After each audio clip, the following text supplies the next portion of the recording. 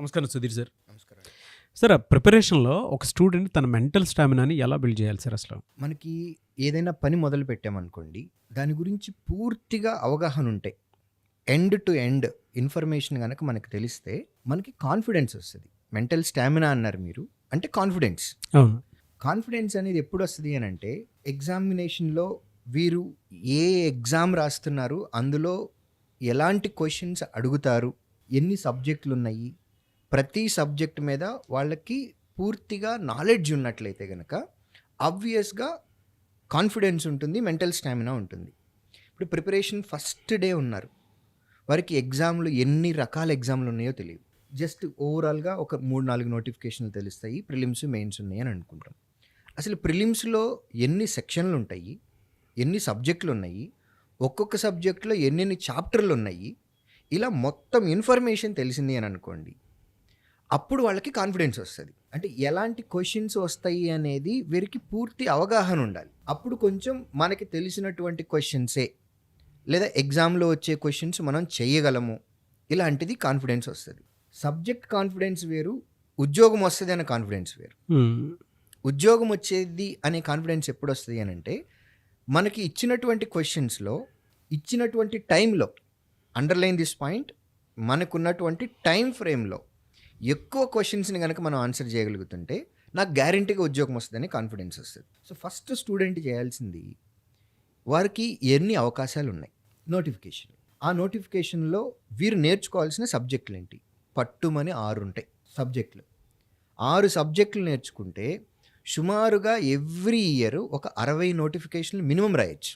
Plus subject ఈ 6 సబ్జెక్టులను నేర్చుకోవాలి. నేర్చుకునే టైంలో ప్రాక్టీస్ అనేది చాలా ఇంపార్టెంట్. మనం విన్నది మన సొంతగా చేసినప్పుడు మనకి ఒక లెవెల్ ఆఫ్ కాన్ఫిడెన్స్ వస్తది. విన్నప్పుడు ఏంటి అనంటే మనం తెలుసుకుంటున్నాం. నాలెడ్జ్ గెయినింగ్ ఇక్కడ. తర్వాత అవే క్వెషన్‌ని ఎవరి హెల్ప్ లేకుండా, టీచర్ హెల్ప్ లేకుండా, ఫ్రెండ్ హెల్ప్ లేకుండా, ఒక మెంటర్ హెల్ప్ లేకుండా, మన బుక్ ఓపెన్ చేయకుండా మనంతట మనమే అయ్యే క్వెషన్స్‌ని సాల్వ్ చేసాం. యెస్, నేను నేర్చుకున్నటువంటిది నేను చేయగలుగుతున్నాను. ఇదొక కాన్ఫిడెన్స్ వస్తది. సో, సబ్జెక్టులన్నీ కవర్ చేసుకోవాలి ఫస్ట్. దీనికి ఒక 4 నెలల టైం పడుతుందండి. ఆ తర్వాత నుంచి మాక్ ఎగ్జామ్స్ రాయాలి. మాక్ ఎగ్జామ్స్ రాసినప్పుడు లెట్స్ సే ఒక 100 క్వెషన్‌లున్నాయి. ఫస్ట్ అటెంప్ట్‌లో, ఫస్ట్ ఎగ్జామ్‌లో మనకి 40-50 మార్కులే రావచ్చేమో. బట్ కాన్ఫిడెంట్‌గా ఉండాలి పిల్లలు. అంటే నేను 100 క్వెషన్‌లో 40 చేయగలిగాను ఇప్పుడు.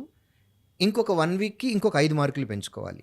ఈ 5 మార్కులు పెంచాలి అనంటే, ఇంతకుముందు ఎక్కడ పోయినాయో తెలియాలి మనకి. ఫర్ ఎగ్జాంపుల్, రీజనింగ్‌లో నంబర్ సిరీస్ ఉంది. 5 క్వెషన్‌లున్నాయి. మనం ఫస్ట్ ఎగ్జామ్ రాసినప్పుడు ఒకటో, రెండో ఆన్సర్ చేయగలిగాం. ఇంకా 3-4 క్వెషన్‌లున్నాయి. అలా ఒక్కొక్క చాప్టర్‌ని టార్గెట్ చేసుకొని, ఈ 1 వీక్ గ్యాప్‌లో మనం 3 మార్కులు పెంచుకోవాలి అని అనుకున్నాం. ఆ 3 మార్కులు ఎక్కడ పెంచాలో క్లారిటీ కూడా కావాలి మనకి. ఇంగ్లీష్ ఉంది. ఇంగ్లీష్‌లో గ్రామర్ బేస్డ్ మీద, వొకాబ్ బేస్డ్ మీద ఏ ఏరియాలో పెంచాలో తెలియాలి. అర్థమెటిక్ ఉంది. అర్థమెటిక్‌లో డేటా అనాలిసిస్ నుంచి పెంచాలి. సో, ఈ 1 వీక్ డేటా అనాలిసిస్‌ని కాన్సంట్రేట్ చేయాలి. చేస్తే 3 మార్కులు పెరుగుతాయి. అలా week by week every Sunday review పెట్టుకొని, ప్రతి వారము మనం ఒక్క మార్క్ పెరిగినా చాలు నాగరాజు గారు. స్టూడెంట్‌కి ఆబ్వియస్‌గా మైండ్‌లో కాన్ఫిడెన్స్ అనేది బిల్డ్ అవుతా ఉంటుంది. అంటే మనకొచ్చిన ఏరియాని అలానే మెయింటైన్ చేస్తున్నాము. ఇంక్రిమెంట్‌కి ఎక్కడ స్కోప్ ఉందో టార్గెట్ చేసుకొని, ఓవరాల్‌గా చేయకూడదు ఇది. జస్ట్ గుడ్డిలో మెల్లలాగా అని అంటాం కదా, అలా కాదు. టార్గెట్ పెట్టుకోవాలి. ఏ చాప్టర్ నుంచి మనము మార్కుల్ని పెంచుకోవచ్చు. ఆ చాప్టర్ టార్గెట్ చేయటము. ఒక రోజో, 2 రోజులో, 3 రోజులో, అవసరమైతే 1 వీక్ అయినా పర్వాలేదు. ఇప్పుడు డేటా అనాలిసిస్ అన్నాను. అది 1 డేలో వచ్చేది కాదు. 1 వీక్ పడుతుంది. 2 వీక్స్ కూడా పడుతుంది. ఏదైనా ఒక చాప్టర్ తీసుకుందాం. సింపుల్ ఇంట్రెస్ట్ అనే చాప్టర్ తీసుకుందాం. 1 డే చాలు దానికి. సో, చాప్టర్‌ని టార్గెట్‌గా పెట్టుకొని, అదే చాప్టర్ నుంచి ఒక 100 క్వెషన్‌లు చేసాం. కాన్ఫిడెన్స్ వస్తది. అయినా రాలేదు. ఇంకొక 50 ఎక్స్ట్రా చేద్దాం. 150. కాన్ఫిడెన్స్ వచ్చేంత వరకు. నేను స్టూడెంట్‌కి, యాస్పిరెంట్‌కి చెప్పేది ఒకే ఒక్కటి. మీరేదైనా పని మొదలు పెడితే, అది ఎప్పటి వరకు చేయాలి? ఆ టైం మీకు తెలియాలి. సో, జనరల్‌గా ఏమనుకుంటాము అనంటే, ఒక టీచర్ దగ్గరకో, ఒక మెంటర్ దగ్గరకో వెళ్ళి, నేను ఎన్ని రోజులు కష్టపడాలి అని అంటాం. అది నీ ఎబిలిటీని బట్టి ఉంటుంది. నీ లెర్నబిలిటీ స్కిల్స్‌ని బట్టి ఉంటుంది. నీ ఐక్యూ లెవెల్ బట్టి ఉంటుంది. ఇంకొక మాట, నీకు ఏ సెకండ్ పర్సన్ అక్కర్లేదు. You ask your self. Aspirant ఇప్పుడు ఈ వీడియో ఎవరన్నా చూస్తుంటే ఎవరికి వాళ్ళు అడగండి. Ask your self. మీరు ఇంగ్లీష్లో స్ట్రాంగ్గా ఉన్నారా? మైండ్లో ఆన్సర్ వచ్చింది. క్వాంట్లో స్ట్రాంగ్గా ఉన్నారా? ఆన్సర్ వచ్చింది. ఇవాళ ఇప్పుడు మీకు ఎగ్జామ్ పెడితే మీకు ఉద్యోగం వస్తుందా? Ask your self. మనలో ఒక సిక్స్త్ సెన్స్ అని ఉంది, అది ఆన్సర్ చెప్తుంది. స్టూడెంట్ ఎప్పటి వరకు ప్రాక్టీస్ చేయాలి, ఎప్పటి వరకు ఎన్ని రోజులు ప్రాక్టీస్ చేయాలి అని అంటే మీ సిక్స్త్ సెన్స్ ఎస్ అని చెప్పేంత వరకు రాయాలి. Sixth sense yes, you are ready for the exam. నీకు 100 మార్కుల క్వశ్చన్కి నువ్వు 80 నుంచి 85 పెట్టగలుగుతున్నావు. నీకు ఇప్పుడు ఎగ్జామ్ పెడితే most eligible candidate to get the job is you అని ఎప్పుడైతే మీ సిక్స్త్ సెన్స్ మీకు చెప్తుందో అప్పటి వరకు ఎస్ వచ్చేంత వరకు ప్రాక్టీస్ చేస్తూనే ఉండాలి. సబ్జెక్ట్లో టాపిక్ వైజ్గా కాన్సన్ట్రేట్ చేసుకుంటూ మనం వెళ్ళినట్లయితే కనుక 6 మంత్స్ టైంకో 8 మంత్స్ టైంకో ఎబిలిటీని బట్టి 10 మంత్స్ టైం తర్వాతనో ఇదే క్వశ్చన్ కనుక మనం అడిగినట్లయితే ఏ సబ్జెక్టులు ఉన్నాయో మనకు తెలుసు, ఏ సబ్జెక్టులో ఎన్ని చాప్టర్లు ఉన్నాయో తెలుసు, ఎలాంటి క్వశ్చన్స్ వస్తున్నాయో తెలుసు, ఆ క్వశ్చన్లు మనం ఎన్ని చేయగలుగుతున్నామో తెలుసు. ఎన్ని చేయగలుగుతున్నామో తెలుస్తుంది, ఏ చాప్టర్ల నుంచి మనం చేయలేకపోతున్నామో కూడా తెలుస్తుంది. ఫర్ ఎగ్జాంపుల్ ఒక 20 చాప్టర్లు ఉన్నాయి, 18 చాప్టర్ల నుంచి మీరు చేయగలుగుతున్నారు, నో ప్రాబ్లం.